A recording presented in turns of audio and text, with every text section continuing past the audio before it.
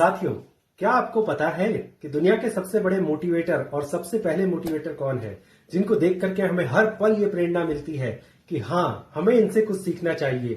हाँ, यही हैं वो श्री राम के दूत, जिनसे हमें हर पल कुछ सीखने को मिलता है।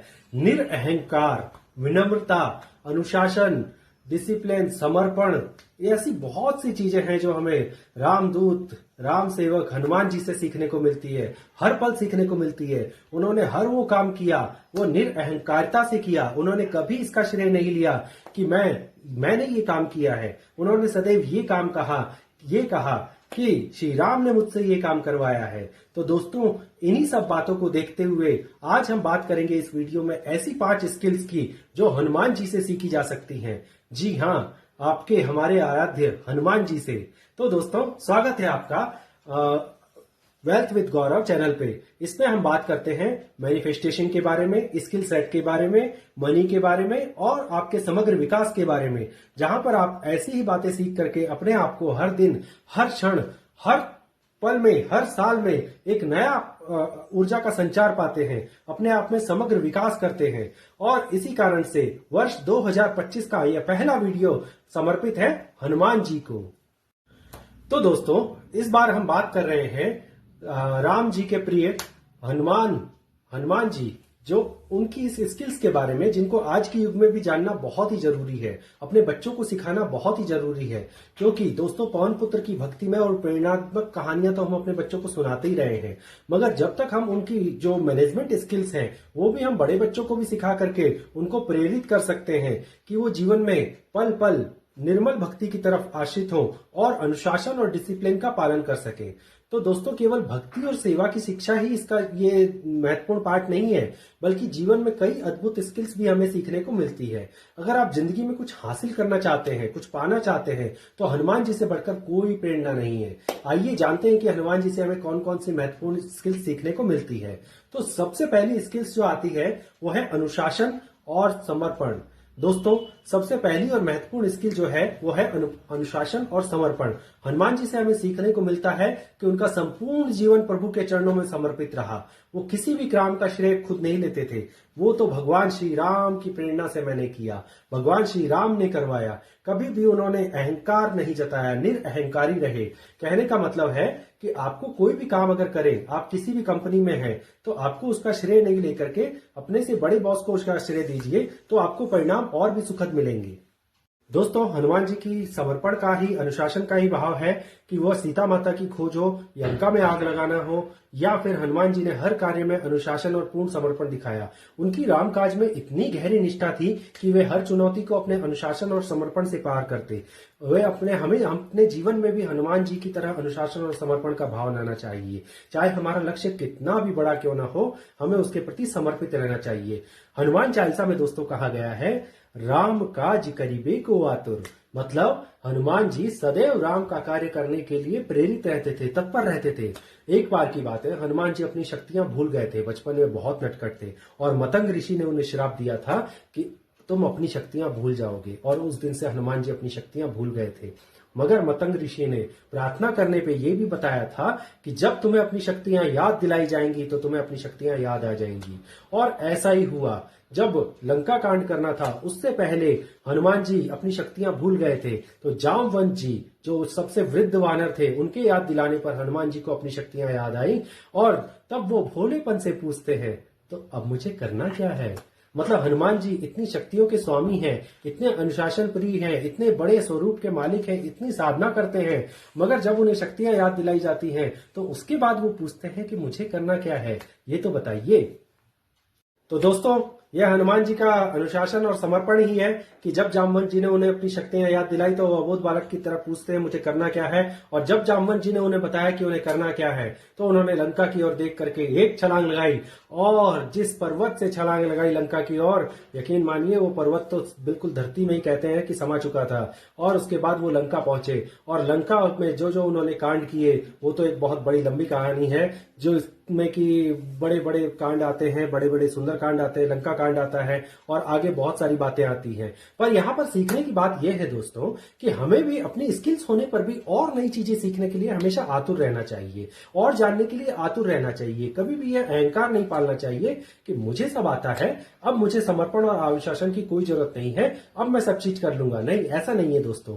आपको अनुशासन और समर्पण तो जीवन के हर पल में चाहिए होता है, चाहे आप कुछ भी करें, चाहे वो प्रोफेशनल लाइफ हो, चाहे आपकी पर्सनल लाइफ हो। तो दोस्तों, अनुशासन और समर्पण पहला गुण है जो आप में जरूर से होना चाहिए। दूसरा, हनुमान जी का जो सबसे बड़ा गुण था वो था अदम्य साहस। तो दोस्तों, इस बात से कौन परिचित नहीं है कि अदम्य साहस के धनी थे हनुमान जी। तो अब हम इस बारे में बात करते हैं। दोस्तों, अदम्य साहस तो हनुमान जी का एक बहुत बड़ा गुण है ही। साहस से बड़ा कोई गुण नहीं होता, यह हमें हनुमान जी ने ही सिखाया है। लंका में प्रवेश करते समय हनुमान जी ने अकेले ही रावण जैसे महाबली की नगरी में कदम रखा, जहां हर और खतरा था, लेकिन उनका साहस इतना अद्वितीय था, वे बिना किसी डर के, बिना किसी सहारे के आगे बढ़ते गए और सीता माता की खोज करी उन्होंने। यह तो पूरा जग जानता ही है।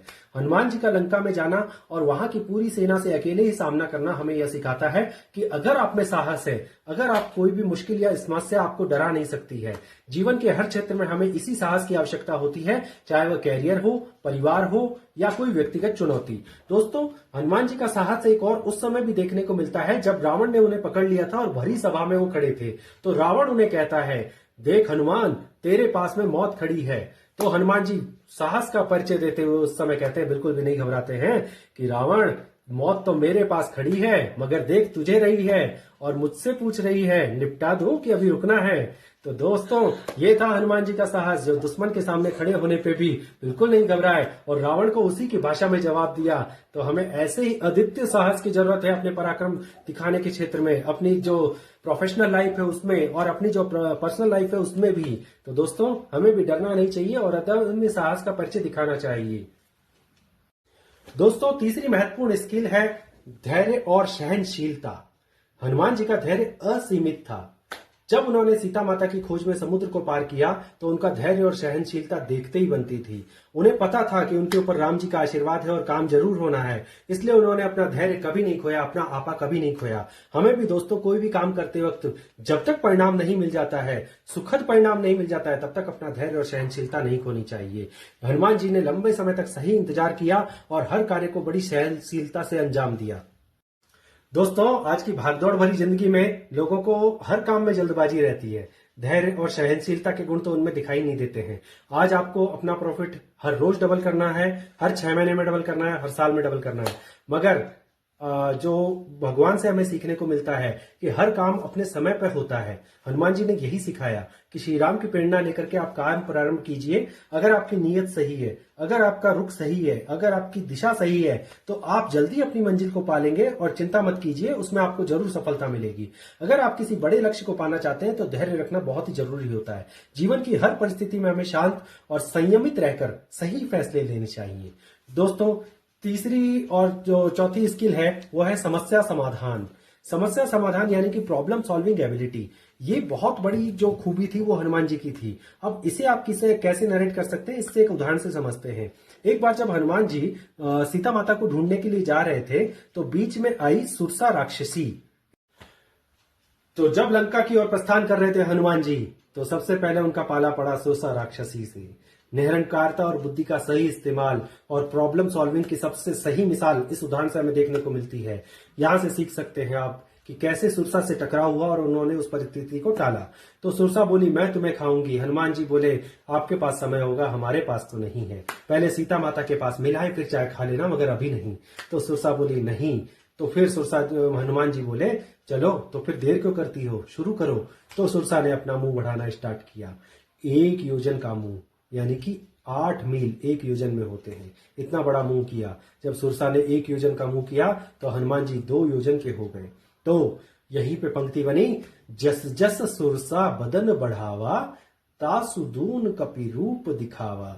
जब जब सुरसा ने अपना बदन बढ़ाया, हनुमान जी ने उससे डबल जाकर के अपना रूप बढ़ाया। तो जब सुरसा 2 मील की हो गई, 2 योजन की हो गई तो हनुमान जी 4 योजन के हो गए। सुरसा 8 योजन की हो गई तो हनुमान जी 16 योजन के हो गए। और जब सुरसा 16 योजन की हो गई तो हनुमान जी 32 योजन के हो गए। और जब सुरसा 32 योजन की हो गई तो हनुमान जी 64 योजन के हो गए। और फिर तुरंत ही उन्होंने बुद्धि का इस्तेमाल किया, आउट ऑफ बॉक्स सोचा और छोटे होकर के सुरसा के मुंह में जाकर के वापस आ गए और कहा, मां कल्याण हो, मैं अपना वचन पूरा कराया। तो अब हनुमान जी सुरसा से बोले कि अब बता क्या करना है, आपकी भी बात रख ली और हमारी भी, अब जाने दो मां, संदेशा क्या है। जब ताकत दिखानी थी तो बड़े हो गए, शत्रु के आगे उससे भी बड़े होकर के, उससे भी ज्यादा आकार का होकर के दिखाया। और जब समस्या का समाधान करना था तो बुद्धि दिखाते हुए छोटे हो गए। जब बुद्धिमान व्यक्ति होता है वो छोटा ही होता है, उसे बड़ा होने की आवश्यकता नहीं होती। जब व्यक्ति बड़ा होने का सोच ले तो समझ लो कि उसकी बुद्धि फिर गई है। एक और एग्जाम्पल, संजीवनी बूटी लाने के समय उन्हें बूटी पहचानने में बहुत कठिनाई हुई तो उन्होंने पूरा पर्वत ही उठा लिया। ये उदाहरण बताता है कि जब हमें कोई समस्या का समाधान नहीं सूझता तो हमें आउट ऑफ बॉक्स जाकर के सोचना पड़ता है। जैसे हनुमान जी ने सोचा और अपने हनुमान के नए बुद्धि के नए तरीकों को जगा करके ये समाधान निकाला कि पूरा पर्वत ही ले चलता हूं, इसमें से जो उन्हें चाहिएगा वो ले लेंगे। ये स्किल जीवन में बहुत काम आती है दोस्तों, जब हमें जटिल समस्याओं का समाधान करना पड़ता है। तो अगली जो स्किल्स है वो है विनम्रता और सेवा भाव।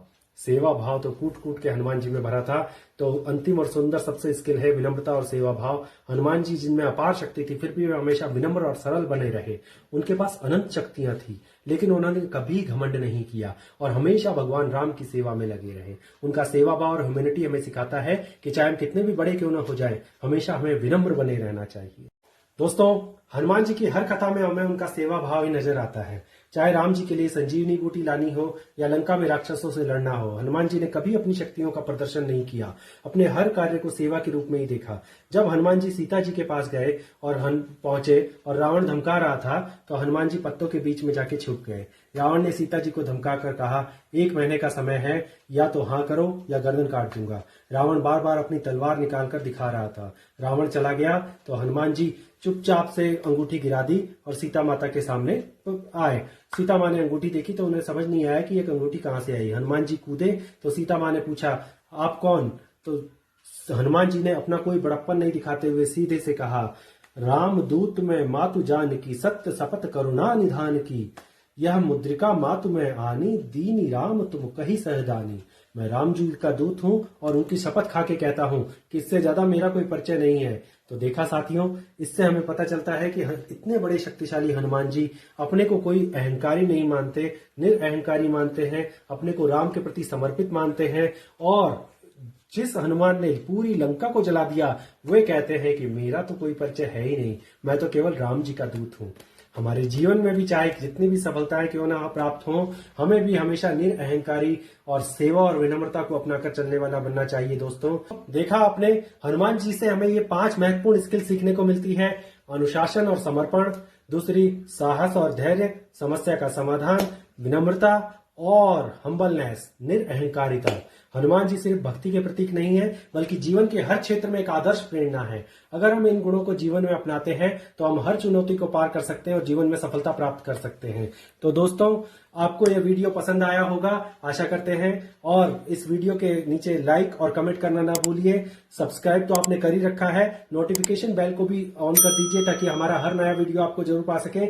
और अगर आपको ये वीडियो अच्छा लगा हो तो व्हाट्सएप यूनिवर्सिटीज पर दोस्तों के साथ जरूर से शेयर करें ताकि आपको ऐसे ही वीडियो का लाभ आप और आपके दोस्त निरंतर उठा सकें। तो दोस्तों, आज के लिए इतना ही। जय श्री राम, जय बजरंगबली।